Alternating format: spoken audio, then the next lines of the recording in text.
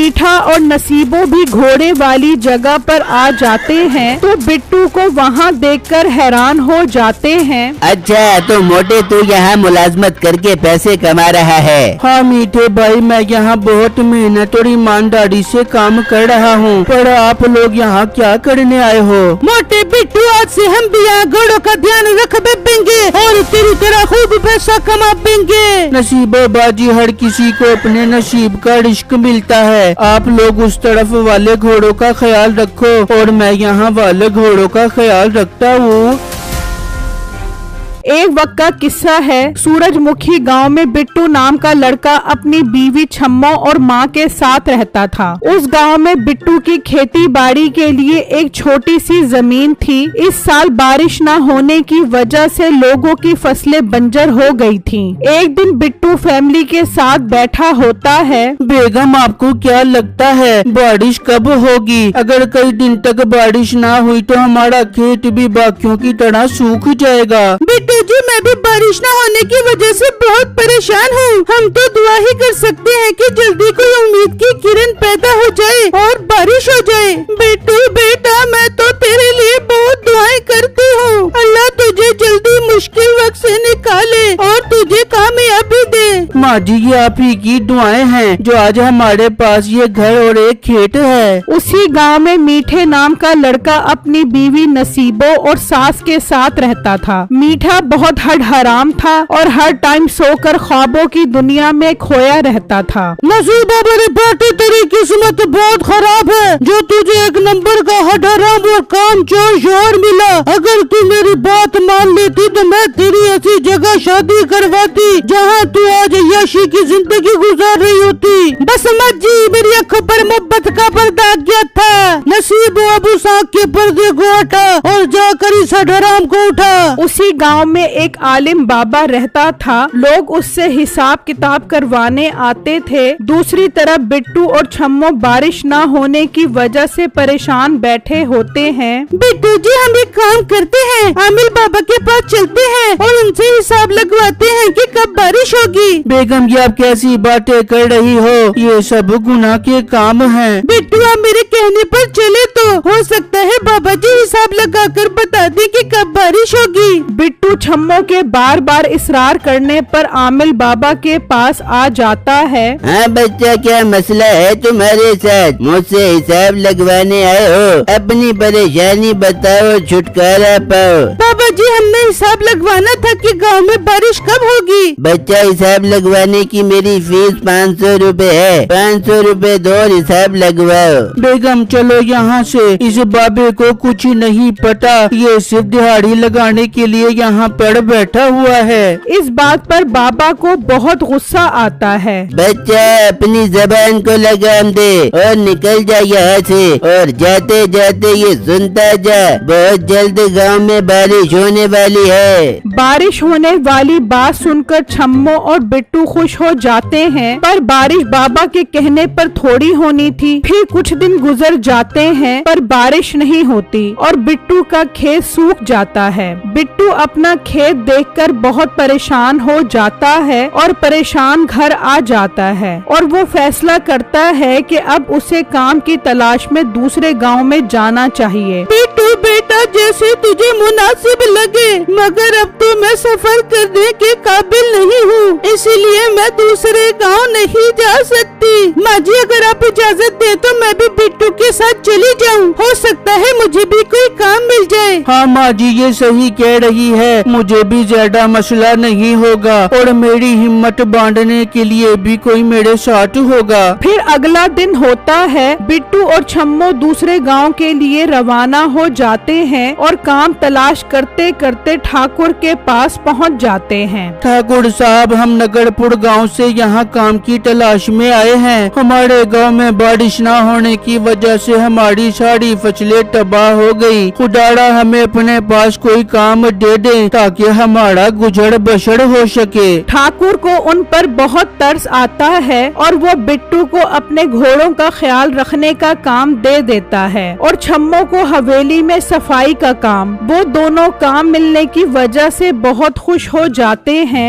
बेगम अल्लाह का शुक्र है हमें ज्यादा ख्वारी नहीं करनी पड़ी और हमें जल्दी ही नौकरी मिल गई। बिट्टू आप ठीक कह रहे हैं, मगर मुझे अम्मी की फिक्र हो रही है, वो अकेले कैसे गुजारा करेंगी। बेगम आप फिक्रमंद मत हो, जैसे ही हमें तनख्वाह मिलेगी हम माँ जी को पैसे भेज देंगे। यूँ 1 महीना गुजर जाता है, उन्हें 1 महीने की तनख्वाह मिलती है और बिट्टू खर्चे के लिए कुछ पैसे माँ को भिजवाता है। फिर अगला दिन होता है तो डाकिया बिट्टू की माँ के पास आता है। अब्बा ये पैसे तुम्हारे बेटे ने भेजे हैं और बोला है कि अपना ख्याल रखना और दवाई टाइम पे लेते रहना। बिट्टू की माँ ये सब देखकर बहुत खुश हो जाती है। जल्द ही गांव में ये बात बहुत मशहूर हो जाती है। भाई मैंने सुना है बिट्टू दूसरे गांव में जाकर खूब पैसा कमा रहा है। हाँ यार सुना तो मैंने भी यही है, ये उसका नसीब है जो वो अच्छे पैसे कमा रहा है। दूसरी तरफ नसीबो सब्जी लेकर जा रही होती है। अरे नसीबो मैंने सुना है बिट्टू और छम्मो दूसरे गांव जाकर खूब पैसा कमा रही है। ये सुनकर नसीबो को बहुत गुस्सा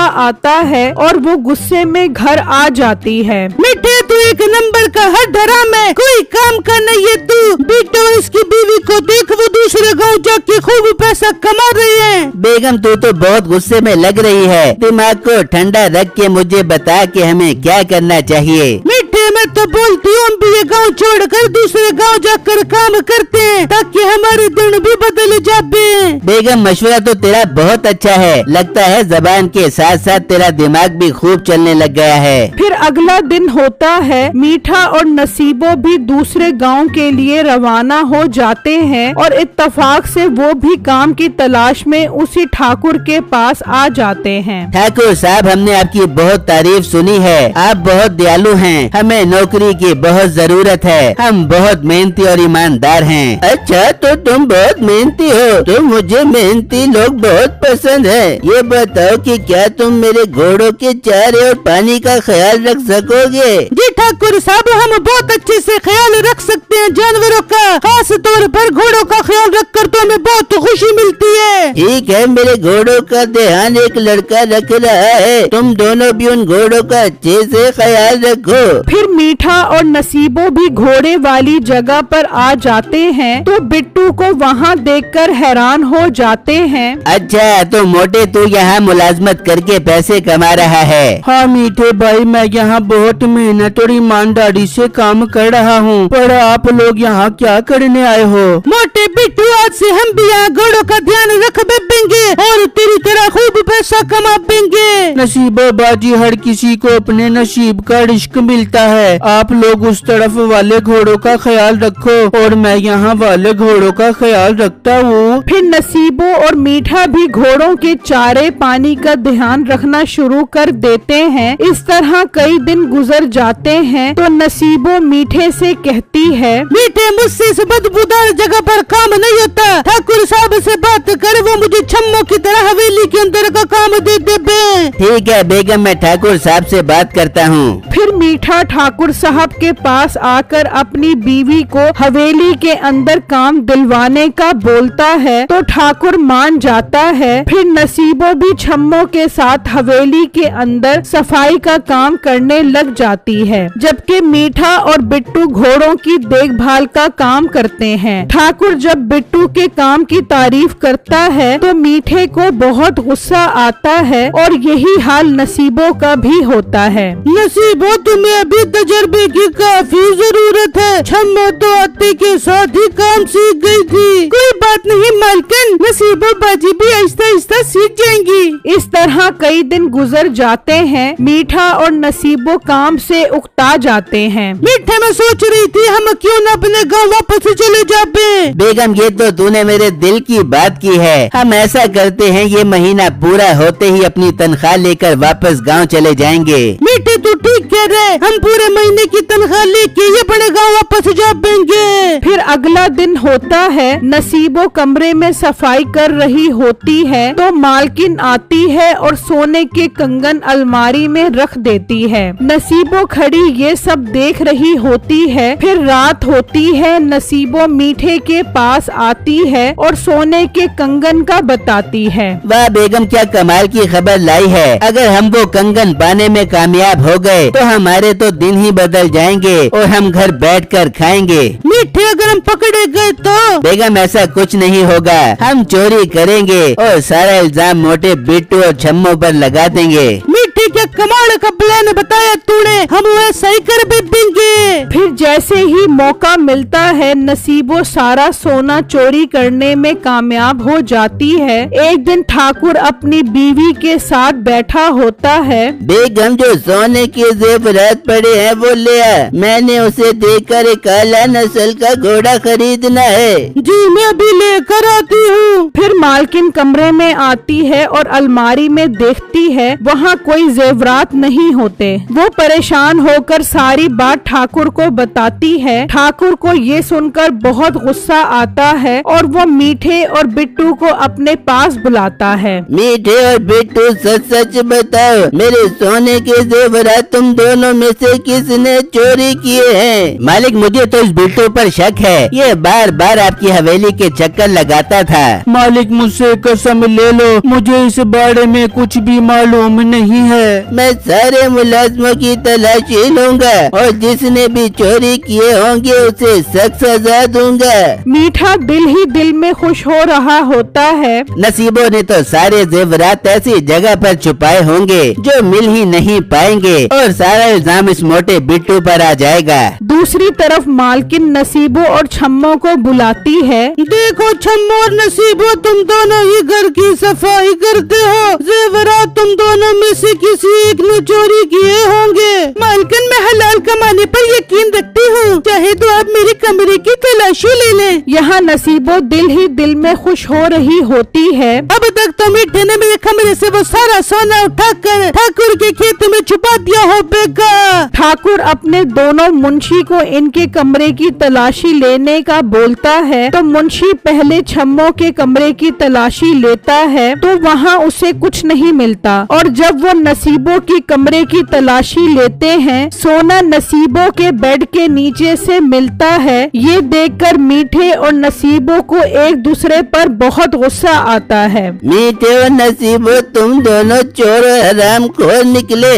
मालिक वो हमें माफ कर दें, हमसे बहुत बड़ी गलती हो गई। आइंदा हम ईमानदारी से काम करेंगे।